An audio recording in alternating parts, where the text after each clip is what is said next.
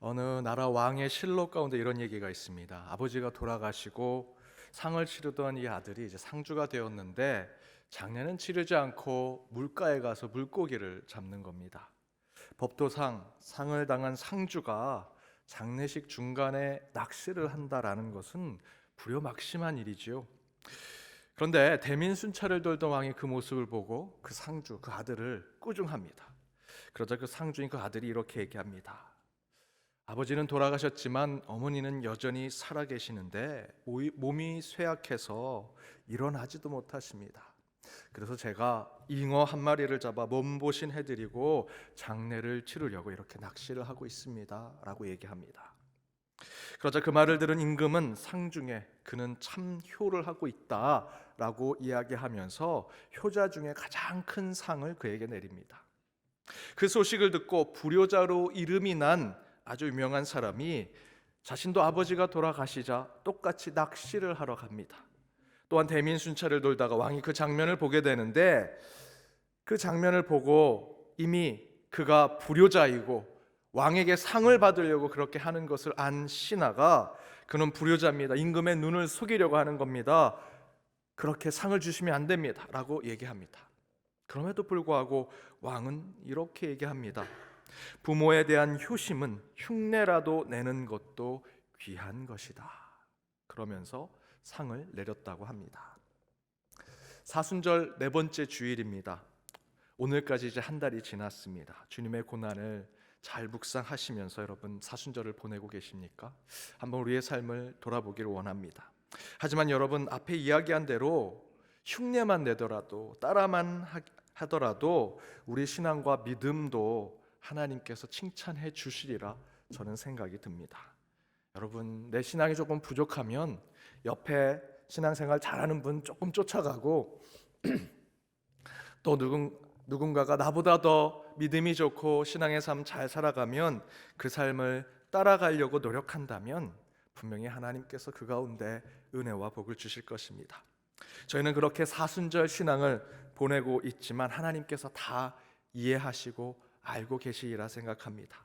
그 모든 것 하나님께 맡기시고 은혜와 경건으로 사순절 기간을 보내시는 저와 여러분 되기를 주님의 이름으로 축복합니다. 우리 옆에 있는 분들과 이렇게 인사 나누길 원합니다. 예수님은 이미 다 아십니다. 예수님은 이미 다 아십니다. 남아있는 자들을 위한 위로 네 번째, 원수보다 강한이라는 말씀의 제목으로 주의 말씀 나눠보고자 합니다. 과거 TV 프로그램 가운데 시골 마을에 할아버지 할머니들이 나오셔서 함께 퀴즈도 풀고 그 가운데 50년 60년 전 첫사랑 이야기, 평생 부부싸움한 이야기 또는 자녀들에게 영상 편지도 보내는 그런 예능 프로그램이 있었습니다. 그러면서 연예인 사회자가 재밌게 진행을 하다가 이제 할아버지가 문제를 내고 할머니가 맞추는 스피드 퀴즈 게임을 하려고 합니다. 그때 사회자가 제시어로 할아버지에게 몰래 이제 한 단어를 가르쳐주면 할머니가 맞히는 겁니다. 근데 그 사회자가 그 할아버지에게 이런 제시어를 줬습니다. 천생연분. 할아버지가 이것을 설명해서 있는 그대로 풀어서 설명합니다. 하늘에서 내린 인연이 뭐야? 할머니가 답을 못합니다. 이렇게도 저렇게도 설명을 하는데 답을 못합니다. 그러자 할아버지가 이렇게 얘기합니다. 우리 사이를 뭐라 그래? 그러니까 할머니께서 거침없이 이렇게 얘기하십니다. 왼수. 그러니까 할아버지가 눈을 찔끔 감으면서 그거 말고 네 글자. 그랬더니 이렇게 얘기합니다. 평생 왼수. 그때 할머니는 아마 진심을 다해서 평생 왼수를 외치셨을 것 같습니다. 그럼에도 불구하고 할아버지 할머니는 그 시간이 끝나고 서로 웃으면서 그 예능 프로그램은 끝이 납니다. 그때 이게 굉장히 이슈가 돼서 여러분 다 아시는 대로 이슈가 돼서 신문에서 원수와 왼수의 차이점을 얘기하기도 했습니다. 원수는 절대로 같이 살 수 없는 적과 같은 존재. 왼수는 분명히 그 사람과 있으면 괴롭고 힘들지만 평생 같이 살 수밖에 없는 애증의 관계의 사람을 왼수라고 한다. 하지만 여러분 농담처럼 왼수랑은 평생 살 수 있다라고 말하겠지만 진짜 여러분의 삶을 괴롭히고 힘들게 하는 원수가 있다면 정말 그 인생은 참으로 고통스러울 것입니다. 여러분, 그런 원수가 여러분 곁에 있으십니까? 오늘 본문을 보면 우리 죽은 사람에 대한 부활에 대한 이야기가 나옵니다. 22절에 앞부분에 아담 안에서 모든 사람이 죽은 것 같이라고 말하죠. 이 표현의 의미는 인간은 모두 죽는다, 모든 인간은 죽는다라고 하는 철학적 명제를 얘기합니다. 그러나 바로 22절 후반절에 그리스도 안에서 모든 사람이 삶을 얻는다라고 표현하지요. 곧 우리 인간은 모두 죽는 존재이지만 예수 그리스도 때문에 다시 살게 될 것이다. 22절은 교리적 내용을 얘기합니다. 철학적 명제로 모든 인간은 죽게 되지만 신학적인 명제로 예수 그리스도 때문에 우리 모두는 다시 살게 될 것이다. 교리적 내용이라고 22절을 얘기한다면 그 교리적인 내용은 우리는 아담처럼 죽게 될 존재이나 예수 그리스도를 통해서 살게 될 것이다. 하지만 이것에 반해서 23절에서는 실제로 미래에 일어날 모든 사람에 대한 부활을 이렇게 증거하죠. 표준 세번역으로 제가 준비했습니다. 함께 읽겠습니다. 그러나 각각 제 차례대로 그렇게 될 것입니다. 첫째는 첫 열매이신 그리스도요, 그 다음은 그리스도께서 재림하실 때에 그리스도께 속한 사람들입니다. 부활과 영생의 삶에 대해서 실질적으로 미래에 일어날 일은 먼저 예수님께서 부활하신다. 이미 일어난 사건이죠. 2000년 전에 일어난 사건입니다. 그리고 그 부활의 사건을 소망하며 그 예수 그리스도가 나의 창조자, 나의 구원자, 나의 주인이라고 믿고 고백하는 모든 그리스도인, 그리스도께 속한 사람들은 예수께서 다시 이 땅에 오실 때 그들을 다시 부활케 하신다라고 말씀하고 있습니다. 그런데 그 다음에 있는 24절에 이렇게 증거하지요. 또한 함께 읽어보겠습니다. 그때가 마지막입니다. 그때에 그리스도께서 모든 통치와 모든 권위와 모든 권력을 패하시고 그 나라를 하나님 아버지께 넘겨드리실 것입니다. 그때가 마지막이라는 것은 마지막 예수 그리스도의 재림의 때를 말하는 것이죠. 바로 그 마지막 때에 무엇이라 얘기합니까? 그때 그 마지막 때에 그리스도께서 모든 통치, 모든 권위, 모든 권력을 패하시고 그 나라를 하나님께 드린다라고 얘기하죠. 그때 모든 통치, 모든 권위, 모든 권력을 패하시고 예수님께서 재림하실 때 이 땅을 새하늘과 새 땅으로 만들어 주신다 약속하십니다. 그런데 바로 그 모든 통치와 권위와 권력을 통칭해서 그 다음 25절에서 무엇이라 얘기합니까? 모든 원수라고 표현하죠. 여러분, 저와 여러분을 힘들게 하고 괴롭게 하는 원수는 다른 존재가 아닙니다. 24절, 25절의 증거대로 저와 여러분의 삶이 하나님 대신해서 잘못된 권위와 잘못된 권력 아래 통치를 받고 지배를 받게 하게 하는 존재, 또한 하나님을 나의 왕으로 나의 주인으로 섬기지 못하게 하는 존재가 원수이지요. 그래서 끝내는 저와 여러분을 하나님 나라 천국에 이르지 못하게 하고 이 땅에서 선한 영향력을 드러내는 그리스도인의 삶을 제대로 살지 못하게 하는 자들이 바로 원수다라는 것입니다. 그런데 24절의 말씀을 여러분 잘 보십시오. 모든 원수가 패하여지고 멸하여지면 예수께서 이 세상을 새하늘과 새 땅으로 만들겠다라고 말씀하시는데, 지금 이 땅에 예수 그리스도의 통치 아래에 있는 완전한 새하늘과 새 땅이 만들어져 있습니까? 아니지요. 아니라는 것은 곧 여전히 저와 여러분, 우리 교회, 우리의 신앙에는 원수가 있다는 것이고, 그 원수는 여전히 활개를 치며 우는 사자처럼 하나님께 등을 돌리게 만들 영혼을 지금 찾고 있다라는 것입니다. 따라서 지금 시대는 마지막 때가 아닙니다. 넋을 놓고 가만히 있으면요, 이상한 교주에, 이상한 교리에 빠져서 이곳이 신천지요, 천국 낙원이요, 하나님의 장막이라고 외치는 그런 곳에 빠지게 됩니다. 여러분, 우린 영적 긴장이 필요하지요. 또한 세속의 권세, 세속의 권력은 어떻습니까? 지금 우리가 새로운 대통령을 뽑았습니다. 그런데 저는요, 5년 전의 상황과 다르지 않은 것을 느낍니다. 새로운 대통령, 새로운 임금을 뽑아서 이 세상이 완전히 바뀌고 유토피아가 될 것처럼 우리들은 너무나 그곳에 의지하고 그곳에 너무나 마음을 빼앗깁니다. 러시아와 우크라이나의 전쟁, 돈바스라고 하는 지역을 러시아가 점령해서 그것을 천국으로 만들겠다고 전쟁을 일으켰는데 천국이 아니라 그곳은 지옥이 되어 가고 있습니다. 이미 과거에 히틀러가 그 유럽을 통일하면서 그곳을 천국처럼 유토피아처럼 만들겠다 했는데 그 유럽이 어떻게 됐습니까? 지옥이 되지 않았습니까? 여러분, 교회와 우리 그리스도인들은요, 좌로나 우로나 치우치지 말고 지금의 이 세상의 권세가 하나님을 두려워하고 백성의 신음소리를 듣는지를 늘 생각하며 비판하는 자리에 있어야 합니다.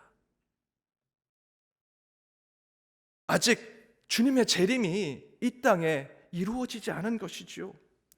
우리는 그때 곧 그 마지막 안식의 때를 위해 우리를 하나님께로 가까이 가지 못하게 하는 원수와 사단과 그와 같은 악의 세력에 맞서 싸워야 하고요, 교회를 더욱 선하고 깨끗하게 지켜야만 제2의 홍수의 심판, 제2의 바벨탑의 심판이 올 때 세상을 구원하며 정말 부르짖는 자들을 불러 모을 수 있는 교회와 우리 그리스도인이 될 수 있습니다. 그런데 우리가 그렇게 그 원수들과 싸울 수 있을까요? 그러나 하나님께서 26절에서 이렇게 약속해 주십니다. 맨 마지막으로 멸망받을 원수는 죽음이다. 여러분, 이 땅에 우리를 죽이고자 달려들고 우리를 지옥으로 끌고 가고자 온갖 수단과 방법을 가리지 않는 우리의 영적 원수들은 우리 주 예수 그리스도보다 강하지 않습니다. 성경은 증거하죠. 맨 마지막 원수들은 멸망할 것이고 그들의 심판은 죽음이라고 약속해 주십니다. 원수보다 강하신 우리 주 예수 그리스도께서 반드시 우리를 원수들로부터 구원해 주실 것입니다. 그렇다면 원수보다 강한 예수 그리스도께서 원수와 대적들로부터 어떻게 우리를 구원하시고 인도하시며 우리를 안전하게 이끌어 주실까? 그 첫 번째는 원수와 직접 대적하는, 원수와 직접 싸우는 우리를 특별하게 세워주신다라는 것입니다. 하나님은 우리를, 원수와 맞서 싸우는 우리를 특별하게 만들어주신다. 맥스 루케이도 목사님의 너는 특별하단다라는 어른들을 위한 동화가 있습니다. 내용은 이렇습니다. 원빅이라고 하는 마을의 사람들이 자신의 재능에 따라서 별을 받습니다. 금색 별을 받고 그 별을 가슴에 달고 늘 자신만만하게 살아가죠. 그러나 재주가 없거나 능력이 없는 사람들은 검은색 잿빛 별을 받습니다. 근데 그 별을 받고 가슴에 달고 살 수 있겠습니까? 그런데 주인공인 펀치렐로는 재주가 없습니다. 능력이 없습니다. 그래서 금빛 그 아름다우고 예쁜 별을 받지 못하고 잿빛 검은색 별만 받습니다. 그래서 늘 부끄러워하고 창피해하면서 살아가죠.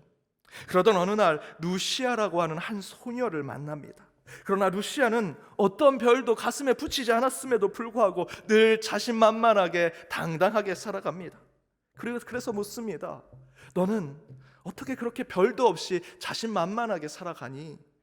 그러자 루시아가 말합니다. 나는 매일 목수이신 엘리 아저씨를 만나러 가.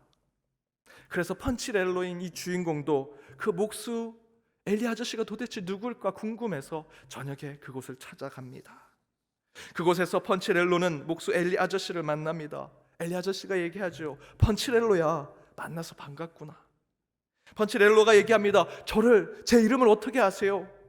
내가 분명히 널 잘 알지. 물론 알고 있지.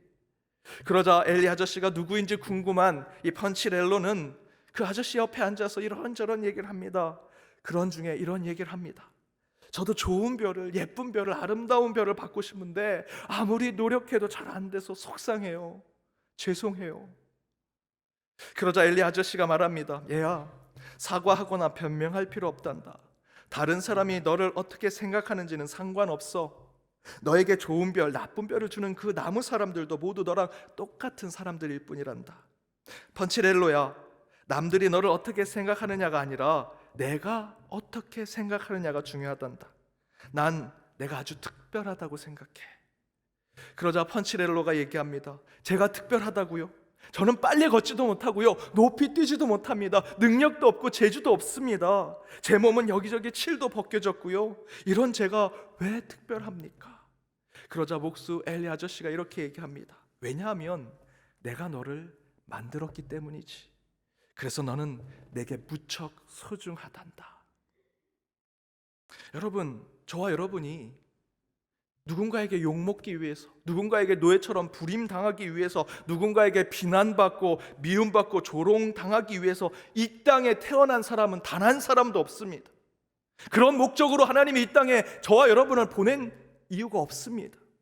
하나님은 저와 여러분을 이 땅에 사랑받고 인정받으며 특별한 존재로 창조하셨고 그렇게 이 땅에 보내셨습니다.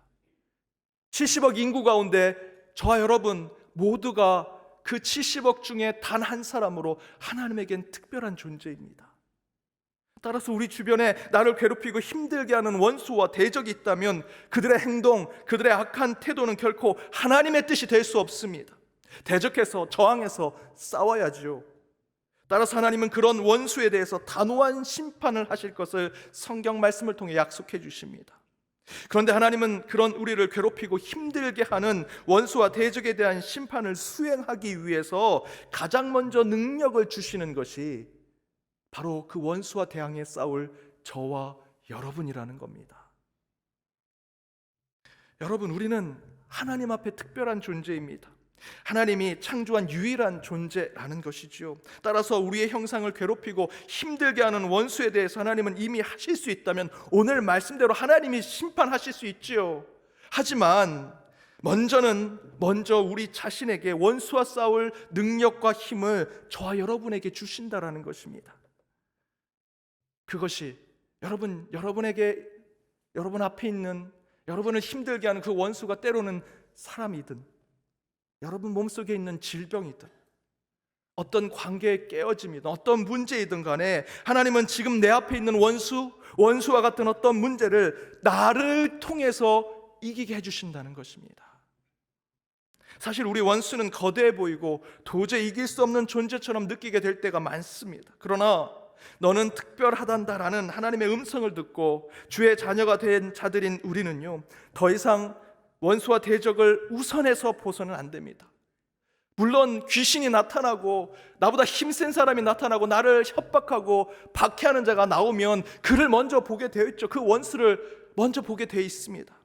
하지만 이제 우리가 그리스도인이 되었다면 참된 그리스도인은 그 원수가 앞에 있을지라도 항상 먼저 하나님을 봐야 하는 것이죠.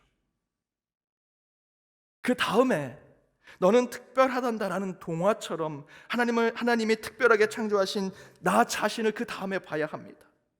이제 더 이상 원수와 대적을 보지 말아야 합니다.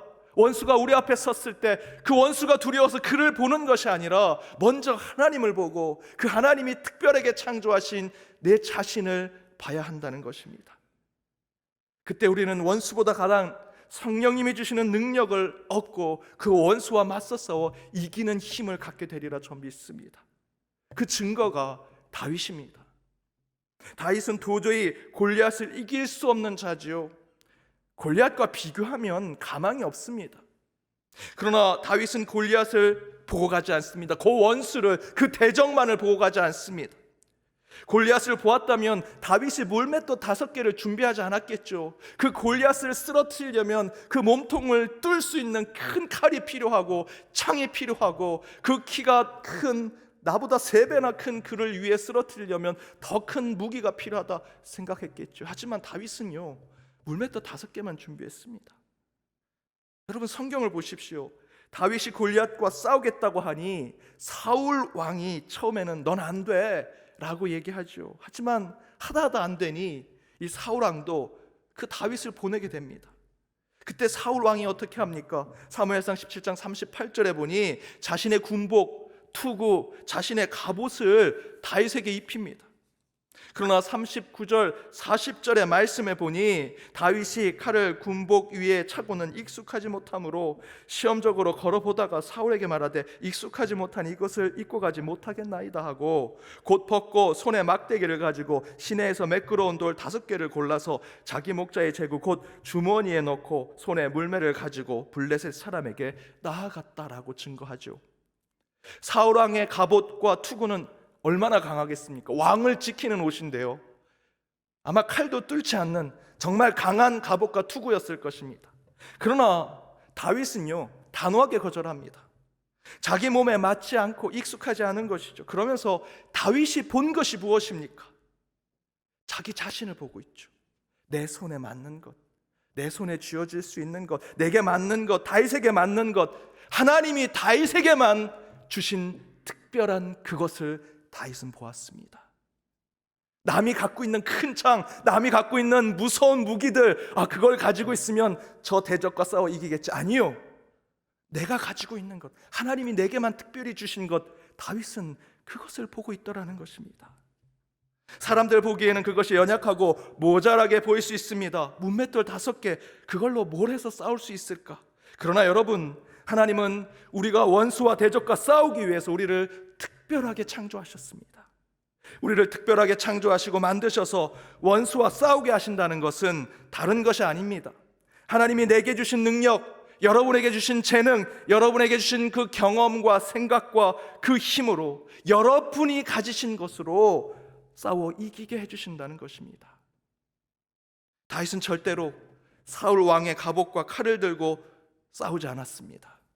다윗이 가진 만군의 여호와의 이름, 그리고 하나님이 나를 구원하신다는 확신, 그리고 그에게 주신 아주 작지만 유일한 물맷돌 5개로, 바로 그것으로 하나님은 다윗이 직접 원수와 대적해서 싸워 이기게 해주셨다라는 것이죠. 사랑하는 여러분, 하나님은 반드시 저와 여러분이 원수와 싸워 이기게 하실 것입니다. 믿으십니까? 그러나 싸워 이길 힘은 저와 여러분 안에 있습니다. 사울왕과 같은 갑옷과 투구에 있는 것이 아닙니다. 내 옆에 있는 돈 많은 사람, 내 옆에 있는 백과 줄이 많은 사람, 소유가 많은 사람, 물질이 많은 사람, 아니요, 하나님이 여러분에게 원수와 싸워 이길 힘은 여러분 안에 주셨습니다. 다른 사람, 다른 곳, 다른 방법이 아닙니다. 하나님은 여러분에게 주신 여러분의 지혜와 지식, 능력과 달란트를 통해 싸워 이기게 해주실 것입니다. 그러면 그저 우리는 다윗처럼 이렇게 외치고 나아가기만 하면 됩니다. 우리 함께 스크린에 있는 말씀을 읽겠습니다. 너는 칼과 창과 단창으로 내게 나아오거니와 나는 만군의 여호와의 이름 곧 내가 모욕하는 하나님의 이름으로 내게 나아가오니 오늘 하나님께서 너를 내 손에 넘기시리니 전쟁은 하나님께 속한 것이다. 이 선포와 이 외침을 통해 원수를 이기시고 이 사순절 기간 참된 위로를 받으시는 저와 여러분이 되시길 주님의 이름으로 축복합니다. 두 번째는, 원수와 싸울 때 하나님은 우리와 함께 싸울 친구를 주신다, 동물을 주신다라는 것입니다. 제가 중학교 때 제 바로 앞번호의 친구가 김순혜입니다. 키가 190입니다. 이름이 순혜인데 이름처럼 순한 친구입니다. 키가 190이라 싸움도 잘하게 생겼지만 싸움도 못합니다. 그냥 키만 큽니다. 그래도 그 싸움꾼들이 예전에는 막 반별로 돌아다니면서 그 반에 있는 싸움을 제일 잘하는 애를 끌고 가서 막 싸우고 그렇게 하지 않습니까? 그런데 우리 반에 왔는데 그 190 된 친구가 딱 일어서니까 그 싸움 잘하는 친구들이 다 도망갔습니다. 그런데 그 친구는 아주 순한 친구였습니다. 근데 이 친구가 그렇게 순하고 키도 크고 어떻게 보면 되게 용감한 것 같은데, 수련회 같은 데 가면 항상 밤에 화장실 갈 때 꼭 저를 데려갑니다. 주영아, 화장실 가자.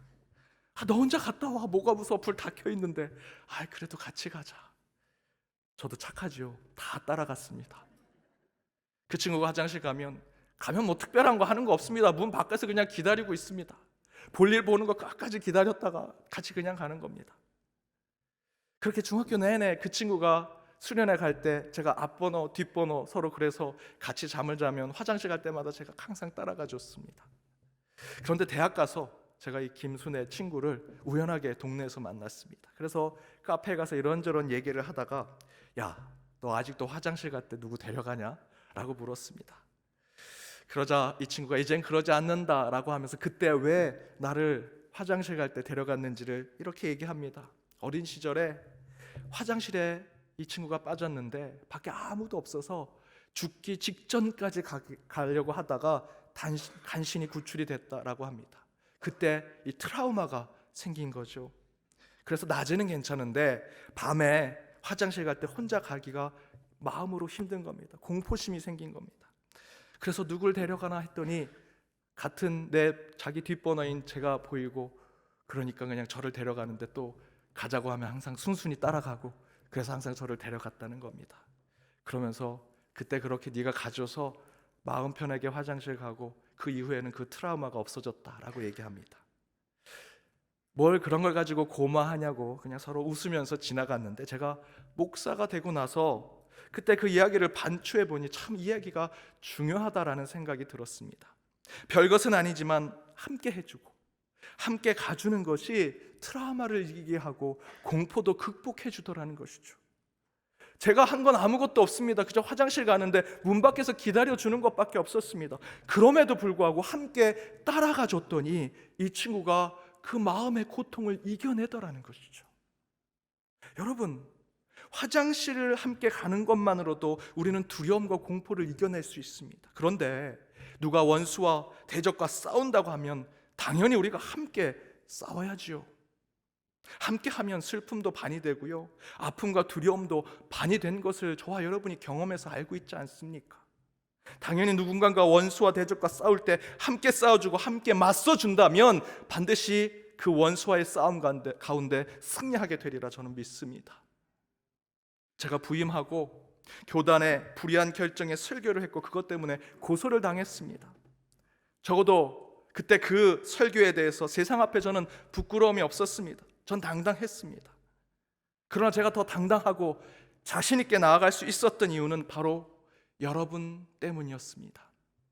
먼저는 우리 장로님들께서 당회가 하나로 마음을 모아주셔서 우리 연동교회가 130년 가까이 세상의 불의에 의해서 항상 주의 말씀을 전하던 곳인데 당연한 것이다, 우리 목사님을 지키고 우리 교회를 지키고 한국교회를 지켜야 한다 말씀해 주셔서 힘을 얻었고요, 또한 우리 교회 안에 있는 모든 모임과 기도의 자리 때마다 저를 위해서 기도해 주셨습니다. 그리고 제가 경찰 조사를 받으러 가려고 할 때 경비실에서 우리 장로님들과 함께 만나서 가려고 하는데 우리 남성교회 임원들이 오셨습니다.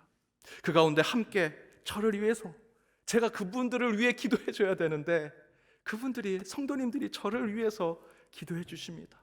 그때 남성교회 한 회장님께서 기도해 주시는데 본인의 노트에 빽빽하게 기도문을 적어서 읽어주시는데 제가 울컥했습니다.